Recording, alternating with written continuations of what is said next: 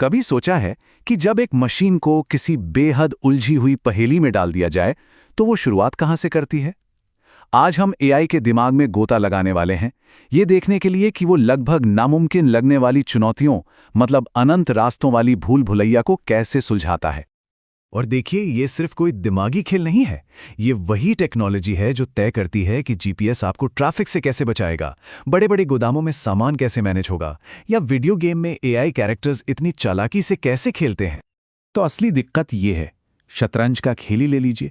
पहली चाल के लिए 20 ऑप्शन है, ठीक है। दूसरी चाल के बाद ये 400 हो जाते हैं, और कुछ ही चालों के अंदर संभावनाओं की गिनती इतनी बढ़ जाती है कि वो शायद हमारे ब्रह्मांड के सारे एटम से भी ज्यादा हो। इसी को कहते हैं कॉम्बिनेटोरियल एक्सप्लोजन, मतलब विकल्पों का महाविस्फोट।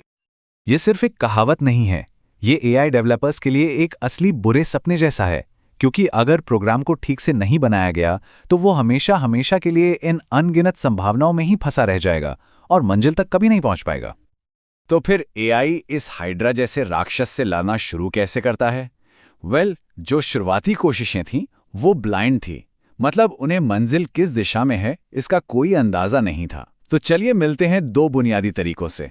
एक है गोताखोर और दूसरा है फैलाने वाला।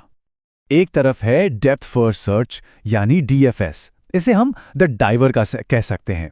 ये बहुत ही आवेगी है, मतलब इम्पल्सिव है। एक रास्ता पकड़ता है और सीधा गहराई में उतर जाता है। ये स्टैक का इस्तेमाल करता है, जैसे प्लेटों का ढेर। जो प्लेट सबसे आखिर में रखी वही सबसे पहले उठाई जाती है। और दूसरी तरफ है ब्रेथ फर्स्ट सर्च यानी बीएफएस, द स्प्रेडर। ये काफी सतर्क है। ये क्यू का इस्तेमाल करता है, जैसे किसी दुकान की लाइन, जो सबसे पहले आया पहले उसकी बारी। तो देखिए डीएफएस कैसे काम करता है। ये एक रास्ता चुनता है और बस उसी पर चलता जाता है जब तक कि रास्ता बिल्कुल बंद ना हो जाए। फिर और सिर्फ तभी ये वापस मुड़कर कोई दूसरा रास्ता पकड़ता है। हाँ, ये तेज तो हो सकता है, पर क्या ये हमेशा सबसे अच्छा रास्ता खोज पाता है? जरूरी तो नहीं। अब बीएफएस को देखिए, ये कहीं ज्यादा मेथोडिकल है। जैसे शांत तालाब में कंकड़ फेंकने पर लहरें एक एक करके फैलती हैं, वैसे ही ये पहले अपने सबसे करीबी सारे विकल्प देखता है, फिर उनसे अगले लेवल के सारे विकल्प, और ऐसे ही आगे बढ़ता रहता है। ये पक्का करता है कि कोई भी करीबी रास्ता छूट ना जाए। तो यहाँ एक क्लासिक दुविधा खड़ी हो जाती है। क्या डीएफएस को चुने, जो एक तेज लेकिन लापरवाह खोज करता है? वो शायद आपको जवाब तो जल्दी दे दे, पर वो सबसे अच्छा हो इसकी कोई गारंटी नहीं। या फिर बीएफएस को चुने, जो धीमा पर भरोसेमंद है। ये सबसे छोटा रास्ता तो जरूर खोज लेगा, पर आपके कंप्यूटर की सारी मेमोरी भी खत्म कर सकता है। ये तो रफ्तार और भरोसे के बीच की एक जानी पहचानी कश्मकश है। लेकिन क्या हो अगर हमें इन दोनों में से एक को चुनना ही ना पड़े? यहीं से एआई की खोज के विकास का अगला कदम शुरू होता है, एक हाइब्रिड तरीका। तो कंप्यूटर वैज्ञानिकों ने खुद से पूछा, क्या हम दोनों दुनियाओं की सबसे अच्छी बातों को मिला सकते हैं? मतलब क्या हम एक ऐसा एल्गोरिदम बना सकते हैं जो डीएफएस की तरह कम मेमोरी इस्तेमाल करे और बीएफएस की तरह हमेशा सबसे अच्छा जवाब दे? तो मिलिए डेप्थ फर्स्ट इटरेटिव डीपनिंग या डीआईडी से। इसका आइडिया बहुत ही सिंपल लेकिन शानदार है। सोचिए, एक बचाव दल है जो पहले 1 किलोमीटर के दायरे में खोज करता है। कुछ नहीं मिला, ठीक है, चलो अब शुरू से 2 किलोमीटर के दायरे में खोजते हैं, फिर 3। ये तरीका पक्का करता है कि वो बहुत दूर ना भटके और शुरुआती जगह के पास कुछ जरूरी चीज छूट ना जाए। और यहां डीएफआईडी का जादू साफ साफ दिखता है। ये डीएफएस की तरह कम मेमोरी लेता है, लेकिन बीएफएस की तरह सबसे सही समाधान खोजने की गारंटी भी देता है। ये सच में एक बेहतरीन कॉम्बिनेशन है। 1 मिनट, बार बार खोज शुरू करना, ये तो बहुत ज्यादा वेस्टफुल नहीं लग रहा? हैरानी की बात है, नहीं। इसका गणित बड़ा मजेदार है, क्योंकि खोज का पेड़ तेजी से फैलता है। ज्यादातर रास्ते सबसे निचले लेवल पर ही होते हैं, तो ऊपर के कुछ लेवल को बार बार खंगालने का काम उस सबसे बड़े और आखिरी लेवल की खोज के मुकाबले कुछ भी नहीं है। अच्छा, तो अब तक हमारे जो भी खोज करता थे वो बेचारे अंधेरे में भटक रहे थे, पर क्या हो अगर हम उन्हें आंखें दे दें?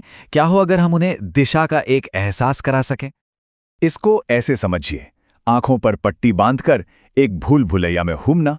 यही हैं डीएफएस और बीएफएस। अब सोचिए, कोई आपको एक कंपास दे दे जो हमेशा बाहर निकलने का रास्ता दिखाए। सब कुछ बदल जाएगा, है ना? एआई की दुनिया में इसी को इन्फॉर्म्ड सर्च कहते हैं। ये जो जादुई कंपस है, इसे ह्यूरिस्टिक फंक्शन कहते हैं। ये एक तरह का शॉर्टकट या एजुकेटेड गेस है जो हमें मंजिल से दूरी का एक अंदाजा देता है। ये बिल्कुल सटीक नहीं होता, पर दिशा दिखाने के लिए काफी होता है। और मजे की बात यह है कि ह्यूरिस्टिक शब्द ग्रीक के यूरिकस से आया है, जिसका मतलब है मुझे मिल गया। चलिए कुछ उदाहरण देखते हैं। जैसे नक्शे पर रास्ता खोजने के लिए सीधी रेखा दूरी एक अच्छा ह्यूरिस्टिक है।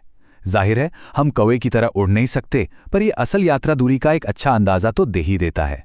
या फिर एक स्लाइडिंग पजल में कितनी टाइल्स गलत जगह पर हैं, ये आपको बताता है कि आप मंजिल से कितने कदम दूर हैं। जितना बेहतर ह्यूरिस्टिक, उतनी ही स्मार्ट खोज। एक बार हमारे पास ह्यूरिस्टिक हो तो हम बेस्ट फर्स्ट सर्च जैसे एल्गोरिथम इस्तेमाल कर सकते हैं। इसका तरीका बड़ा सीधा साधा है। हर मोड़ पर उस रास्ते को चुनो जो आपके ह्यूरिस्टिक के हिसाब से मंजिल के सबसे करीब लगता है। ये एक तरह का लालची तरीका है जो हमेशा सबसे अच्छे अगले कदम की तलाश में रहता है।